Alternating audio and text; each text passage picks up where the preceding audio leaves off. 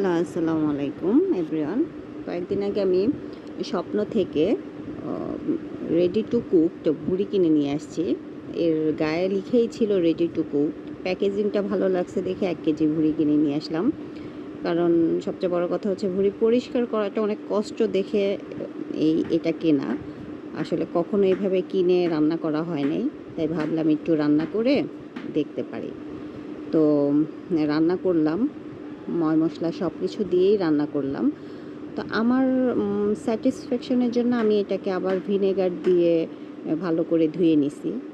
তো ময় মশলা দিয়ে ভালো করে রান্না করছি, কষাইছি।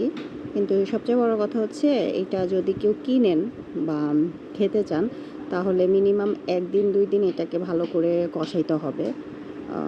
প্রেশার কুকারও দিতে পারেন। আমি প্রেশার কুকার ইউজ করিনি, আমি এমনিই রান্না করছি। তো আপনারা ভালো করে কষাই 1-2 দিন জাল দিয়ে তারপরে খেলে আসলে টেস্টটা আসবে। যত কিছুই বলেন, মানে বাজার থেকে কিনে পরিষ্কার করে ভুড়ি রান্না করার যেই মজাটা, সেই মজাটা পাওয়া যায় না। তাও আমার মতো অলস যারা, তারা একটু চেষ্টা করতে পারেন। ঠিক আছে, আমি একটু অলস প্রকৃতির, তো তাই রেডি করা এটাই নিয়ে আসছি। এই তো, এটা পরের দিনের ভিডিও।